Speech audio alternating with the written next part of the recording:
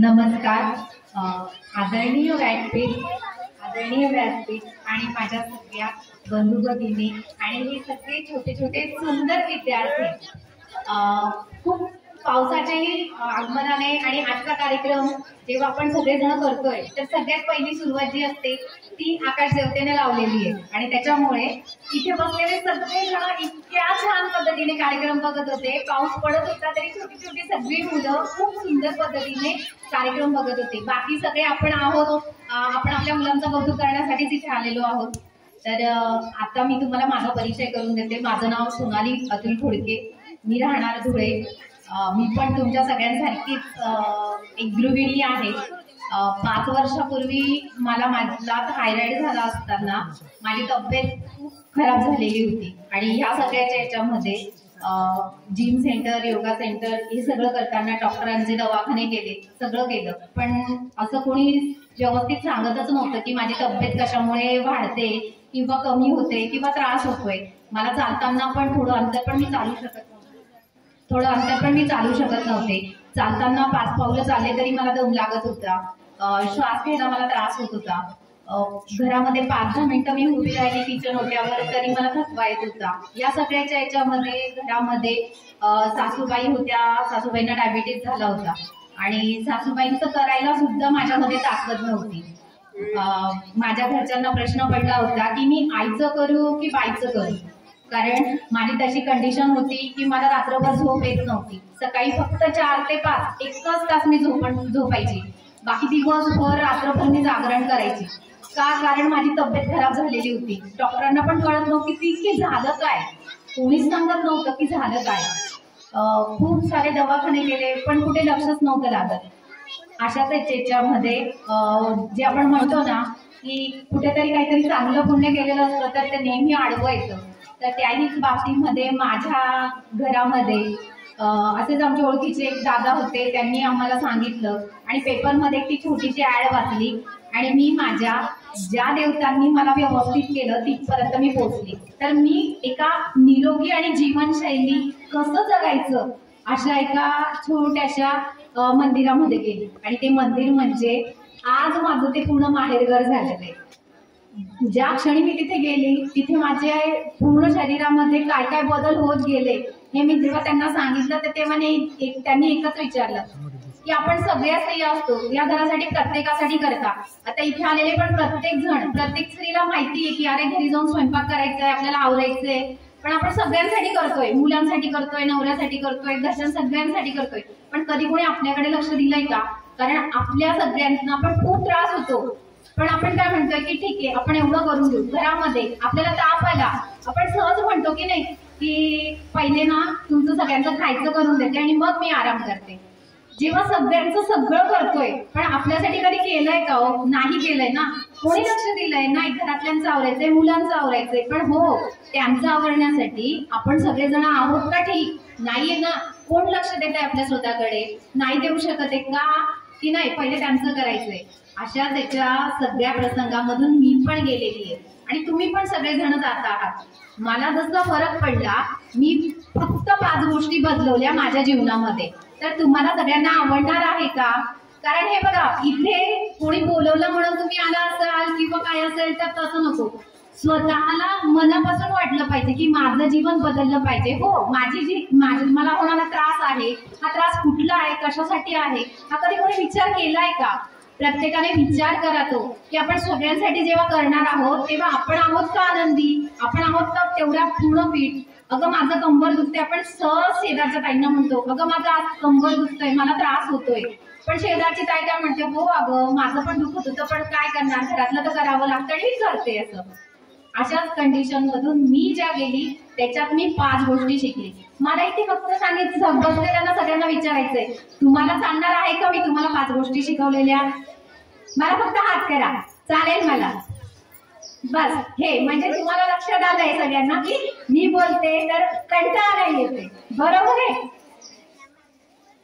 तर मी तुम्हाला आज 5 गोष्टी शिकवणार आहे आणि त्याच्यामध्ये मुलांना सगळ्यांना तुम्हाला एक सांगायचंय आजपासून सगळेजण घरामध्ये आई जे सांगेल ना ते ऐकायचंय. कारण इथे जेवढे जण पालक आलेले तेवढे सगळे मुलांना सांगणार आहे आणि मी तुम्हाला मुलांना एक छोटीशी मस्त गोष्ट सांगणार आहे आणि ती तुम्हाला मस्तपैकी ऐकायची आणि सगळ्यांनी आजपासून जे जे चॉकलेट्स खातात ना त्यांच्यासाठी पण मी खूप आनंदाची गोष्ट सांगणार आहे। मग बघा काय करायचं आपण सगळेजण। मी जे आरोग्य बदलवायला सुरुवात केली त्याच्यामध्ये मी पहिल्या 5 गोष्टींमधली पहिली सुरुवात केली की माझं जेवण मी बदलवलं।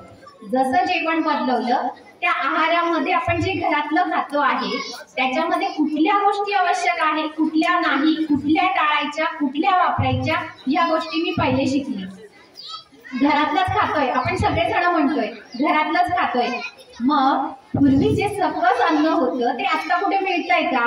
कारण काय की आता ज्या शेतीमध्ये इथे सगळं आज आपण सगळेजण इथे आहोत सगळे शेतकऱ्यांना बरंच माहिती की आपण जे अन्न काढतोय आहे त्याच्यातच कस नाहीये कारण की जमिनीतच कस नाही राहिलाय, मग त्या अन्नामध्ये येईल का कस? नाही। आता ते अन्न आपण घेतोय तसंच गहू प्रत्येक जण इथे गहू कोणी धुवून खातं का? नाही खात का? फक्त पुरणाची पोळी असते तेव्हाच आपल्याला लक्षात येतं की गहू धुवून खायचा, बरोबर आहे।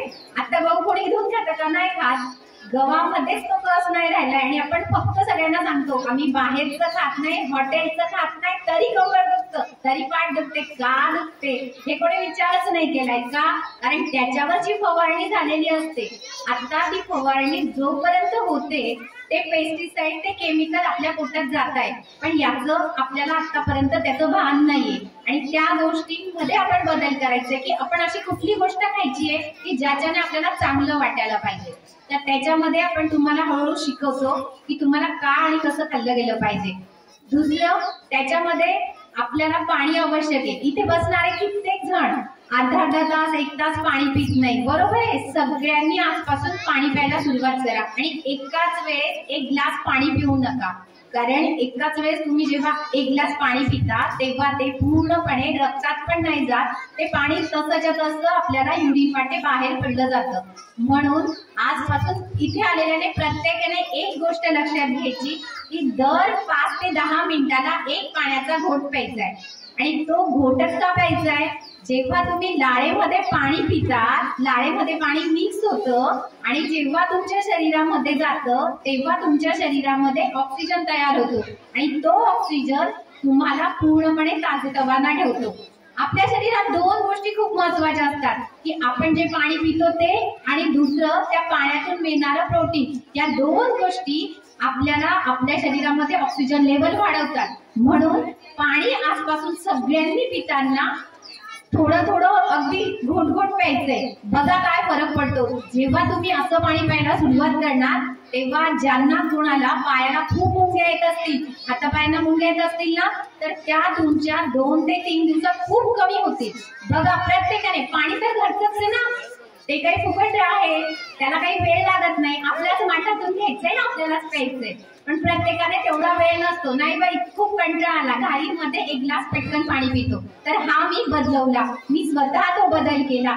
आता मी दर 10 ते 15 मिनिटाला 1 घोट अशा पद्धतीने पाणी प्यायला लागले, त्यामुळे कंबर दुखणं बंद होतं, पाय दुखणं बंद होतात, सगळे जेवढे काही लेडीजचे प्रॉब्लेम असतात तेवढे खूप कमी होतात। तिसरी गोष्ट आहे इथे आपण सगळेजण म्हणतोय की मी घरातलं काम करते थोडीफार हालचाल करते स्वयंपाक करते मुलांना सांभाळतो घरातलं करता, हे सगळं करताना काही गोष्टी आपण नाही करत ते म्हणजे आपल्या शरीराची थोडीशी हालचाल आपल्याला करायची आहे। तर त्याच पद्धतीने आपण सकाळी 10-15 मिनिटं फिरायचं, संध्याकाळी थोडंसं 10-15 मिनिटं फिरायचं, ह्या गोष्टी तुम्ही बदलवा। त्याचबरोबर पुढचं आपण जर घ्यायचं म्हटलं तर झोप आवश्यक आहे आपल्या शरीराला आणि झोपतं का इथे प्रत्येक जण? हो, मला ना थोडंसं माझ्या शेजारी कोणी असलं आणि आता तर आपल्या हातामध्ये एक सुंदर खेळणं आलेलं आहे ते म्हणजे हे लहान मुलापासून तर मोठ्यांपर्यंत, कारण दिवसभर लहान मुलांकडे असतो आणि रात्री तो आपल्याकडे मिळतो तेव्हा आपण सहज म्हणतो की चला आज दिवसभरातून कोणी काय काय टाकलंय आपल्याला पाहूया, भरपूर जणांकडे, कारण त्याच्याशिवाय झोपच येत नाही। तर इथे बसलेल्या सगळ्या मुलांना आणि त्यांना सांगायचंय मला की रात्री आपण जे झोपेचं हे मोबाईल जे खेळणं आहे टीव्ही आणि मोबाईल या 2 गोष्टी थोड्या कमी करा असं म्हणजे तुम्ही काढून टाका असं नाही म्हणू शकत आहे। मला इथे एका ठिकाणी खूप अभिमान होतो, माझी मुलगी 8वीला असताना ती 10वीला जाणार म्हणून तिने 8वी पासून एक गोष्ट केली. तर तिने एक सांगितलं की तिने आम्हाला सहज म्हटलं की मम्मी पप्पा आम्ही तुम्हाला तुम्ही जे काही कनेक्शन मध्ये पैसे देणार आहे ना त्या पैशांचा ना आपण साठोपा करू का. तर तो टीव्ही मी जर पाहिला तर मला माझे 10वीला मार्क्स कमी मिळतील. तर मला खूप आनंद होतोय. आता माझी मुलगी 12वीला आहे आणि 8वी पासून आमच्या घरामध्ये आम्ही टीव्ही लावलेला नाहीये. तिने तो स्वतः बंद केला आणि इथे बसलेल्या सगळ्यांना मुलंच काय पण इथे बसलेल्या प्रत्येक लेडीज म्हणतात टीव्हीच आपल्या विनामुळं आहे. तर मी हे खूप मला आनंद होतोय की माझी मुलगी त्या गोष्टींपासून लांब राहिली आणि तीच लांब राहिली म्हणजे तिने ऑटोमॅटिकच आम्हाला पण लांब केलं. कारण आम्ही पण त्या सिरियल पाहत होतो ते पाहत होतो पण आज मुलांनी असं सांगितलं तर मला खूप आनंद होतो. कारण झोपेच्या याच्यामध्ये आपल्या शरीरामध्ये रात्री जेव्हा आपण झोपतो तेव्हा मेलेटोनिन नावाचा एक आपल्या हार्मोन्स असतो तो ऍक्टिव्ह होतो आणि तो ऍक्टिव्ह झाल्यावर आपल्याला झोप छान लागते. पण जेव्हा आपण टीव्ही आणि मोबाईल या 2 गोष्टी पाहतो तेव्हा तो मेलेटोनिन पूर्णपणे सुरुवात व्हायला आणि आपल्याकडे हार्मोन्स पूर्णपणे ऍक्टिव्ह व्हायला वेळ लागतो. म्हणून झोप ही आवश्यक. आता तुम्ही म्हणाल झोपेचं ह्या काय सांगताय. कारण तुम्ही जे दिवसभरातून अन्न खाता तुम्ही 2 टाइम जेवण करता. 2 टाइम जे जेवण करता हे जेव्हा तुम्ही पाणी व्यवस्थित पिणार आहे आपण जेव्हा पाणी व्यवस्थित पिणार आहे तर तेव्हा ते जे अन्न आहे ते पाण्यात मिक्स होणार आहे आणि आपल्या शरीरामध्ये अन्न पचन व्हायचं काम रात्रीचे 6 तास होतात. म्हणून आपल्याला सगळ्यांना झोप आवश्यक आहे.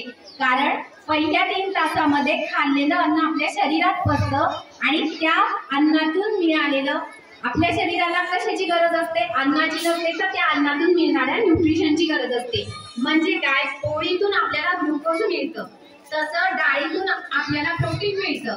तर पण ते प्रोटीन आणि ग्लुकोज आपल्या शरीरामध्ये मिसळण्याचं काम फक्त रात्रीचे 6 तास होतात. तर त्याच्यातले पहिले 3 तास आपल्या शरीरात पचन होतं आणि पुढच्या 3 तासांमध्ये आपल्या शरीराला स्वतःची झोप शांत घ्या.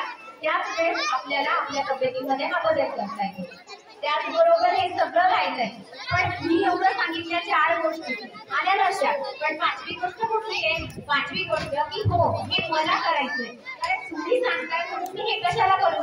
पण जेव्हा तुम्हाला वाटेल की मला करायचंय तेव्हा तुम्हाला या सगळ्या गोष्टी व्यवस्थित होतील. आणि ह्या 5 गोष्टी मी स्वतःमध्ये बदलवल्या. मी जशा ह्या 5 गोष्टी माझ्यामध्ये बदलवल्या तसा माझा पहिला रिझल्ट आला. पहिल्या 1 महिन्याच्या आत जे माझं वजन 75 किलो होतं ते माझं 57 किलो पर्यंत आलं. म्हणजे असं सगळं करता करता मी माझी पूर्ण लाईफस्टाईल बदलवली. मग लाईफस्टाईल आणि जेव्हा आपण पूर्णपणे या 5 गोष्टी बदलवतो तर आपल्याला ह्या पूर्णपणे फरक पडतो. तर आजपासून तुम्ही सगळेजण पण या 5 गोष्टींकडे लक्ष द्या. कारण जेव्हा या 5 गोष्टी तुम्ही बदलवणार आहे तर तुम्हाला खूप सारे म्हणजे आतापर्यंत जसं मी माझ्यामध्ये बदल केला तसं मी लोकांना सांगायला सुरुवात केली. आता तो माझ्या ओळखीच्या लोकांमध्ये ज्यांना ज्यांना ह्या गोष्टींचे रिझल्ट आले त्याच्यामध्ये इथे पहिली गोष्ट तर मी काही डॉक्टर नाही. मी फक्त एक तुमचं लाईफ तुमचं जे एक जीवनशैली आहे निरोगी आरोग्य कसं जगायचं हे मी फक्त शिकवते. आणि हे जसं जसं शिकवायला सुरुवात केली तसं तसं भरपूर लोकांना त्याचे फायदे झाले. त्याच्यामध्ये माझ्या मिस्टरांना ऍसिडिटी होती. म्हणजे आज तुम्हाला सगळ्यांना माहिती असेल की अतुल जे सर आहेत ते माझे मिस्टर आहेत आणि त्यांनी त्यांच्यामध्ये जो बदल केला तर त्यांना ऍसिडिटी होती आणि त्यांनी त्यांच्या स्वतःच्या याच्यामध्ये फक्त पहिलं पाणी बदल केलं तर त्यांना खूप चांगले रिझल्ट आले. असं जसं जसं ज्या ज्या पद्धतीने तुम्ही करायला सुरुवात करणार त्या पद्धतीने आपल्याला खूप छान रिझल्ट येणार. तर इथे आता मी तुम्हाला सगळ्यांना एक सांगते. आपण छोटे छोटे सगळे मुलं आहेत. कॅडबरी किती मुलं खातात. अरे वा किती छान सगळ्यांनी हातवरती केले. बरोबर मस्त.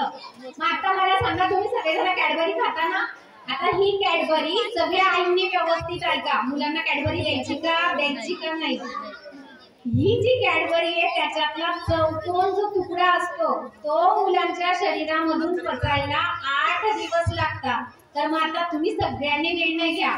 जर समजा मुलांचं पोट साफ होत नाहीये प्रत्येक जण म्हणतो की माझ्या मुलाला मी सांगतो तरी माझी मुलं जेवण करत नाही, भाजी पोळी खात नाही, ते खूप त्रास देतात. तर आम्ही त्यांना छान मॅगी देतो, चॉकलेट देतो, कुरकुरे देतो, बिस्किट देतो. तर मी मुलांना सांगते तुम्ही जे चॉकलेट खातात ना ते तुम्हाला पोटात खाल्लं जातं, पण जेव्हा बाहेर निघतं ना तर ते जेव्हा पोटातून बाहेर निघतं त्याला फक्त 8 दिवस लागतात. मग तुम्ही खाल का ते?